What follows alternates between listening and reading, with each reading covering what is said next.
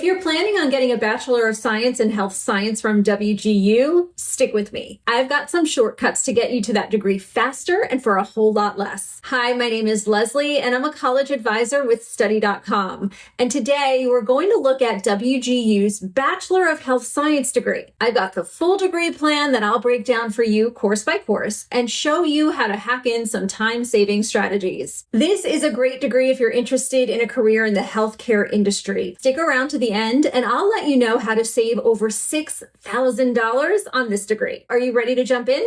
Great, let's go. You can see that I've grouped these courses by course type. I split them into categories like Gen Eds, Psychology, Health Sciences, and more. And this should help you know which courses count for what part of the requirements. You also see quite a few Study.com courses listed next to WGU's. Over 200 Study.com courses are approved for college credit transfer. The courses listed in this map have been approved by WGU for these specific requirements. But these aren't the only ones you can use. The degree map linked in the description has alternatives if there's any others to choose from. I'll explain why I put each one in its slot as we go. If you're overwhelmed by all of this information at once, you're not alone. But it's going to be okay. This is your one-stop shop for this degree. So feel free to pause the video, open the degree plan in the link in the description below, save a copy, and edit your own version as we go through each requirement. That way, you'll be able to save your preferred course options and know that they'll work for you. And if you're not able to now, make sure to make a note for later. Your future self will thank you. Less stress, more organization. Okay, now let's dive in. Let's check out the first line. This is a Gen Ed requirement for Introduction to Chemistry. The Study.com course equivalent is Chemistry 111L. This is a long one with 136 lessons. With longer courses, I highly suggest taking placement tests whenever possible. These are risk-free. Just answer what you know and be honest when you don't. That way you won't accidentally test out a material you need to know based on guesses, but you'll also move past what you've already learned.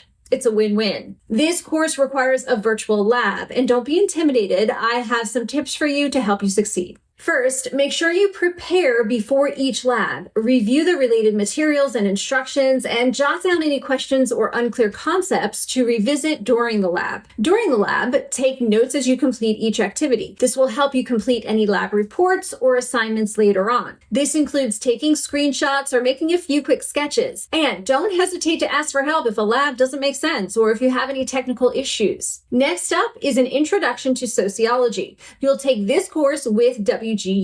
So moving down, we have Applied Algebra. You have a few options to choose from here, but I recommend Study.com's Math 101. This is the easiest option, especially if you aren't very confident in math or you want a course that you can move through quickly.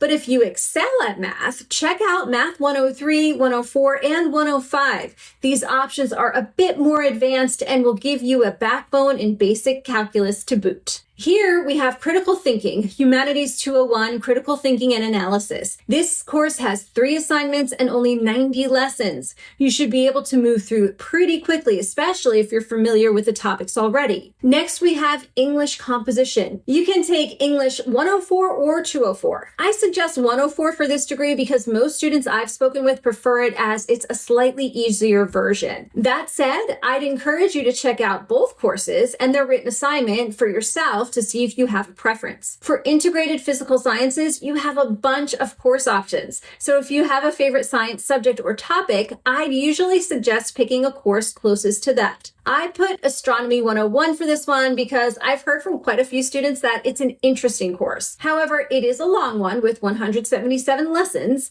If that seems like a lot, rest assured that these are bite-sized lessons with short quizzes, so it's not as daunting as you might think. Next is Intro to Communications, and Study.com has Communications 101 that will work for this. This is a great course to move through quickly. It has relatively easy to handle projects and only 106 lessons.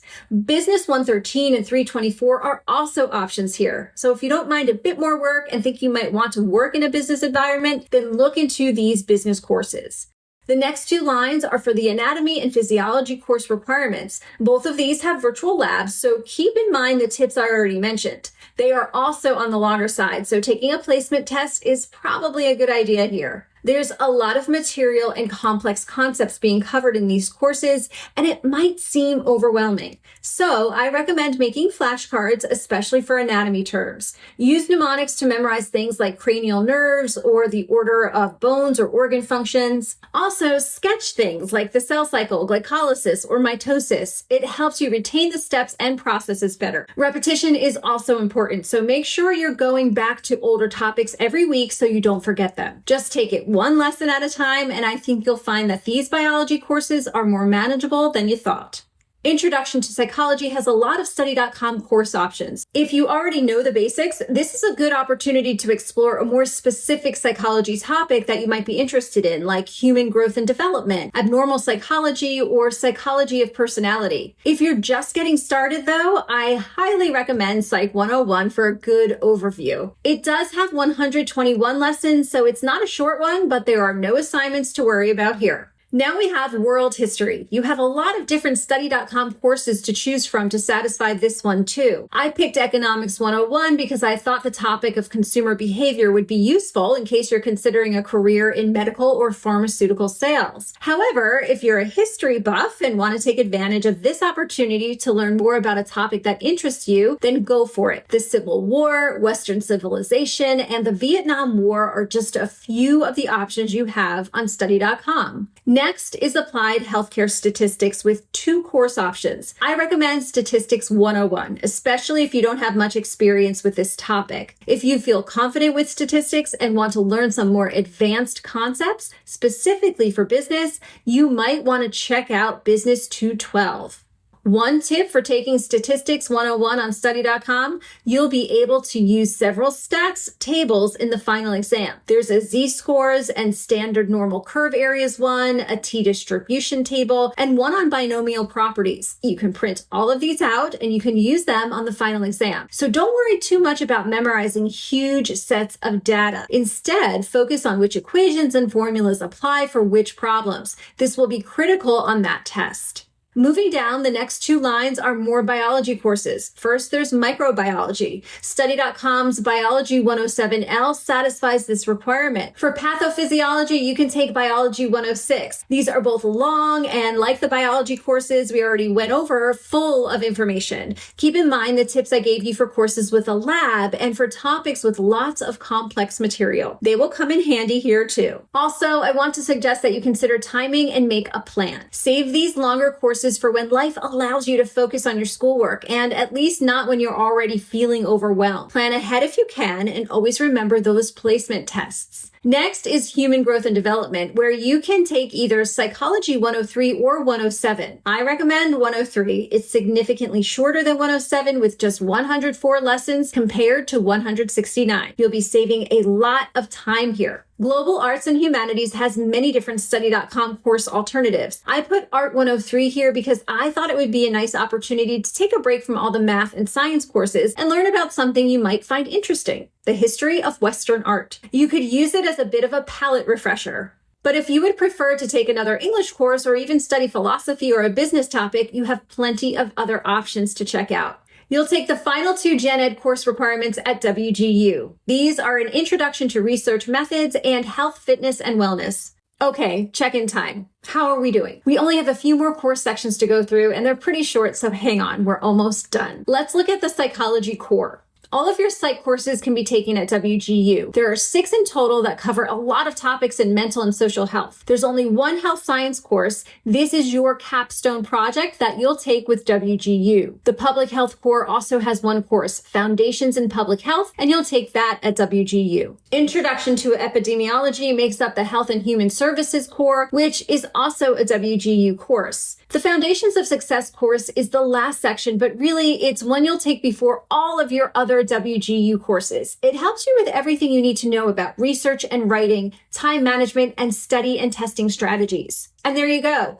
I know that was a lot to go through, but now you know everything there is to know about the bachelor's degree in health science from Western Governors University with study.com. You can earn a total of 49 credits on study.com for this degree. That's 15 classes. So remember to budget your time and use the tips I described for each course. On study.com, you can do 2 courses each month with no extra fees for $235. If you can do more, it's only $70 for each additional course. So if you really want to power through, it's worth it to pay a little more and save a lot more. But if you just want to do 2 a month, these 15 classes will take just 8 months. That's only $1,880 you'd pay to study.com. At WGU, at the same pace, you'd have to pay for 2 semesters. You can't go month to month, so that would cost you $7,910. So even if you only take 2 courses per month, you're saving $6,030. That's a significant savings when you're trying to avoid getting buried under a mountain of student debt. And remember, you can go faster. At $70 on study.com per extra course, if you can do 3 or even 4 courses each month, you'll end up saving another $500 or $600. If you can do that, great. But I think 2 courses per month is a more manageable pace for most students I work with. If you're considering health science as a career field, this degree is a fantastic pathway towards your goals and dreams. With WGU and study.com's affordable pricing and flexible course schedules, this is by far one of the fastest and least expensive ways to earn a bachelor's degree in health science from a reputable university. Just remember to grab transcripts to any prior college experience and fill in the rest with study.com and WGU courses. WGU advisors are happy to help plot your degree map, and there are also study.com advisors standing by to help you with any questions. So reach out whenever you need help and make a plan to get started as soon as you can, because that's one day closer to your goals and where you want to be. Thanks for watching, and if you're not 100% sure about health science or WGU, check out our other videos on this channel for other degree plans. Like this video and subscribe to this channel to get a lot more great tips on how to hack your degree.